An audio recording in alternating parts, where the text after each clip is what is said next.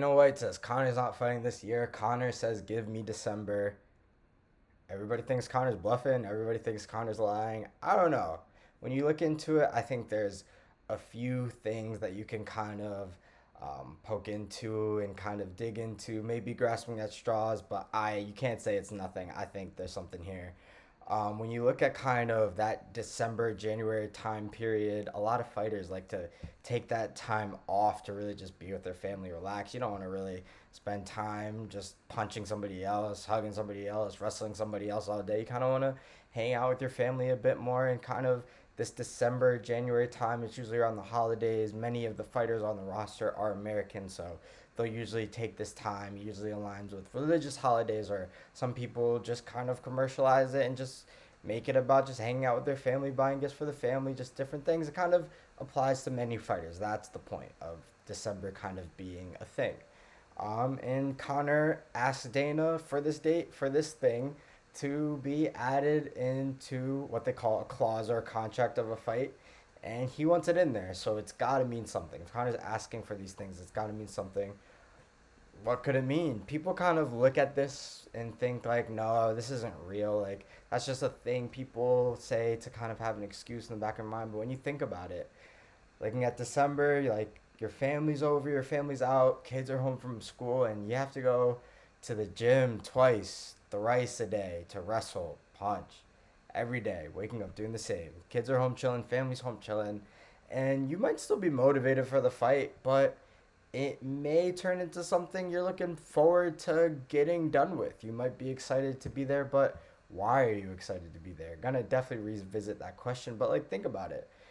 Families coming over, maybe some extended families coming over. If you have a fight, you might say like, "Hey, stay away for now." But who knows? Maybe an uncle, aunt, grandmother pulls up, and you're at the gym training. You miss that, and I think these things, when you're looking at a real person, these fighters are real people. These things add up, and it kind of is like maybe the fight starts turning into something that they want to get over with, and maybe they're not excited for the fight itself, but maybe they're excited for the thing kind of past the fight. They start looking past the fight. You can appear excited, like they can. There are people are gonna ask, oh, how can he not be excited for the fight? He's pumping his chest. He's walking out. What are you gonna do if 50,000 people are screaming your name? You're gonna walk out stone faced to get the job? No, you feel the emotions. These things do show, but what are they showing for, and why are you excited? Is the real question. I think we've seen it in Conor's fights himself. I think a dangerous Conor is one that is excited to be there. I can't. There's not too many fighters more dangerous than a Conor McGregor that wants to be in that octagon.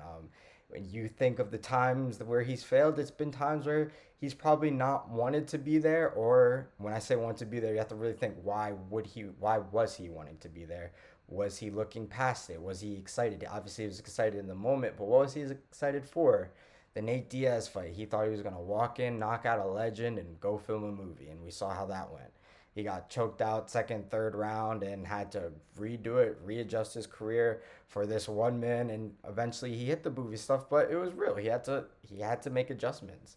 He wasn't excited for the fight, and it cost him. I think you can even look at the Khabib fight. Conor McGregor, he was excited. He ran up to the bus, tried to get in through a dolly at the bus, through trying to get in. He was excited, but what was he excited for? I don't think he was excited to get in that cage and fight Khabib. I think he was angry and excited to be around him. He had this excitement, and he was just pent up. He wanted to get it done with. Like what? I think is real. What are these fighters excited for? Because if you tell me before the fight, this fighter is excited to be there, this fighter is looking forward to the fight itself, 9 out of 10 times I'm gonna put my money on that one. Like that's real. That is real. And kind of looking at this fight, what are the chances? This fight's in December, December 5th. Maybe it's December 16th.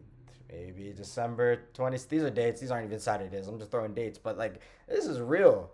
Maybe he's pushing for December to make sure he hits January.